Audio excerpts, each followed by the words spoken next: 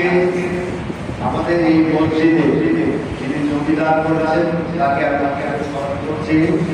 আল্লাহ তাআলা তাকে নিষেধ করুন এবং যারা মসজিদে আছেন এই মসজিদ নির্মাণ করার জন্য যারা চেষ্টা করেছেন, কাজ করেছেন, যারা বেঁচে আছেন তাদের সুস্থতা কামনা করছি এবং তাদের আল্লাহ তাআলা যাতে তাদেরকে হেফাজত রাখেন এবং যারা ইন্তেকাল করেছেন তাদেরকে আল্লাহ তাআলা যাতে বেহেশতে নসিব করেন এবং তাদেরকে অপরাধ মুক্ত করেন।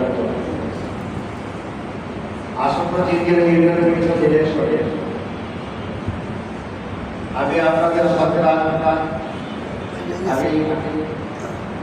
আমি আপনাদের একজন সেবক হিসাবে আপনাদের পাশে থাকতে এই জিজ্ঞের ইউনিয়নের উন্নয়নের জন্য, একটি আধুনিক জিজ্ঞের ইউনিয়ন করার জন্য, একটি জাতীয় একটি বাধক মুক্ত, একটি সরকার একটি চাঁদাবাজ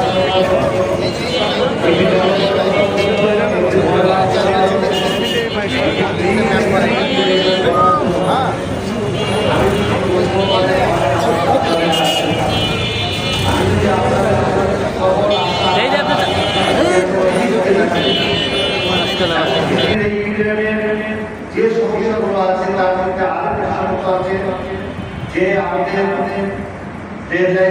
গেলে দিনের পর দিন অপেক্ষা করতে হয়। আমাদের জন্ম নিবন্ধন সার্টিফিকেট করতে গেলে কয়েক দিন কয়েক মাস চলে যায়, আমরা পাই না। আমাদের অরিজিনাল সার্টিফিকেট আনতে গেলে করতে হয়। আমি আপনাদের মাঝে এই মসজিদে দাঁড়িয়ে কথা দিয়ে যাচ্ছি, যদি আপনাদের আজকে আমি নির্বাচিত হতে পারি তাহলে 24 ঘন্টার মধ্যে আপনাদের সমস্যার সমাধান করা ইনশাআল্লাহ আমি চেষ্টা করব।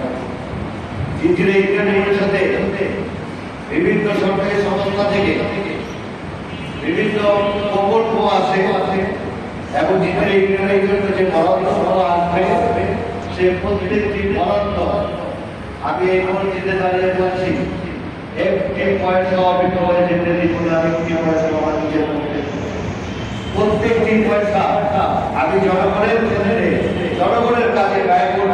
প্রত্যেকটি কাজ যারা সুন্দর হয় এবং এই জিঞ্জিরা ইউনিয়নটা যাতে সবার আগে আমাদের জিঞ্জিরা ইউনিয়নটাকে আমাদের জিঞ্জিরা ইউনিয়নের জন্য যা কিছু দরকার ইনশাআল্লাহ আপনাদের সহযোগিতা আমরা করব। আজকে আমাদের দুজন মহোদয় 10ই মহরম কারবালা সম্পর্কে যে বক্তব্য দিলেন, আমাদের যে কথা বললেন, উনি অত্যন্ত সঠিক এবং তথ্যমূলক কথাগুলো বলেছেন, আমাদেরকে হেদায়েত দিয়েছেন। ওনাকে যাতে আল্লাহ তাআলা আমাদেরকে হেদায়েত দেওয়ার জন্য আল্লাহ তাআলা তাকে নির্ণয় করুন এবং আল্লাহ তাআলা তাকে হেফাজত করুন এবং আল্লাহ তাআলা তাকে সুস্থতা দান করে আমাদের সকলের জন্য হেদায়েত করুন, বক্তব্য দিতে পারে। এবং আমিও ওনার কাছে দোয়া চাচ্ছি, আপনাদের কাছে দোয়া চাচ্ছি আমার আল্লাহ রহমতে দোয়া করবেন। এবং আমার চলার পথে আমি এই স্কুলে 8টি বছর পড়াশোনা করেছি। এই স্কুলে আমি নিজেদের সাথে প্রথম বিভাগ অর্জন করেছি 1985-এ। আমি মেট্রিক পাস করেছি, তারপর ঢাকা বিশ্ববিদ্যালয় থেকে পড়াশোনা পাস করে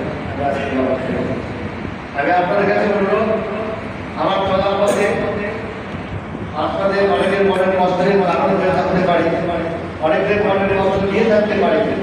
যদি কোনো কষ্ট দিয়ে থাকি আল্লাহ রাস্তা আজকের দিনে আমাকে মাফ করে দেন। আমি আপনাদের ক্ষমা চেয়ে আপনাদের এই মূল্যবান সময় নষ্ট করার জন্য আবার ক্ষমা চেয়ে বিদায় দিচ্ছি। আসসালামু আলাইকুম ওয়া রাহমাতুল্লাহ।